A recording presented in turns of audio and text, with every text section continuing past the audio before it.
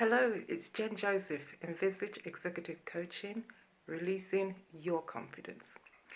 So I want to talk to you today in this video about falling apart, or at least the beginning of falling apart, what it's like at the beginning. In the last video, I spoke to you about hesitation and how that was impacting me as a manager. In this one, I'm talking to you about the beginning of falling apart, and there is quite a bit of time that's elapsed between the first video and this video. In the first video, I was a manager. I had a number of staff that I was looking after. But in this video, I've given up management because I can't hold it together anymore. And I couldn't bear carrying that level of responsibility any longer. So I changed my role, and now I'm under the direct management of someone else. Okay, so now a day comes and I'm on annual leave, and the anger begins to rise. Now, I know you guys know what that feels like. While you're at work, or you're in a social setting, or you're in the company of relatives, you hold it together. You don't want them to see what's going on because you just haven't got time to explain everything, and you haven't got the words either to explain what's going on. Well, I'm on annual leave. I'd been under some significant pressure by this manager. She needed to prove herself in her role because she was a new manager. And I had become her target to prove all her performance objectives. I'm with the children, I'm with some family friends, and we've taken a long weekend break. But my anger's rising. And what I don't realize, and you'll find this when you start to look at what's going on in your life, is that whatever you're doing, everyone around you becomes a mirror of what's going on inside you, but you don't know it. You just think people have just been annoying, they're being irritable, they're getting on your last nerve. But truly what is going on is that your internal chaos is being outplayed right in front of your eyes with the people around you. Okay, so here I am, anger rising, two small children.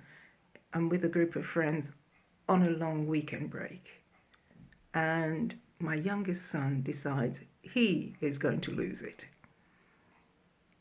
Well, you know I'm not going to put up with that. So here it goes, a competition between mother and son. Who's going to lose their temper the best? I have lost all sense of rationality at this point. My head feels like it's going to explode. I wish the top of my head could come off, so just so you could get some air, just so some of the pressure could get out. The heat that's in my head, I just need it to get out.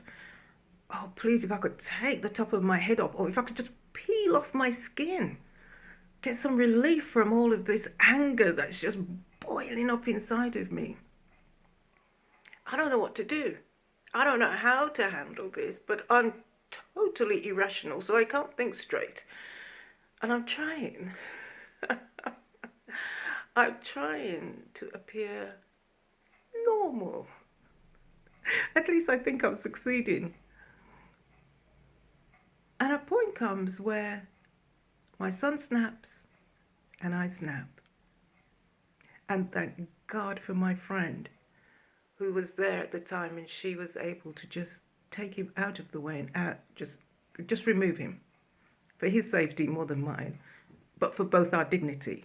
I had no dignity left, and I didn't even know it. She saved us. So in the end, there was a sort of release valve. She became a release valve for me. And the one thing I'll say to you is that if you're ever that desperate Find somebody you can trust and use them as a release valve. Now, we didn't clear up the whole situation. It's on the way back. The anger was still bubbling inside me, and by now it was having a physical impact. Now, every service station we passed, I had to stop. I had to go to the bathroom. It just wouldn't stop. You will go through painful situations where you can no longer hold it together, and your body will start to also exhibit the symptoms. It's not just the people around you who you think are just being irritating and are out of control and why can't they just get their act together. Your whole body will start to fall apart. So I'm saying to you this. The body's giving us signals to take a break. It's trying to expel the waste. And it's telling us too that whatever's going on in our hearts, whatever's going on in our minds, we need to get rid of it. So folks, here's one tip from me. No matter what you're going through, no matter how justified you feel, no matter how much you need justice or you need revenge, let it go. Get rid of it. It doesn't help at all. In the next video, I'm going to tell you what happened next when I tried to let it go. When I thought, I've got it under control now. Speak to you soon.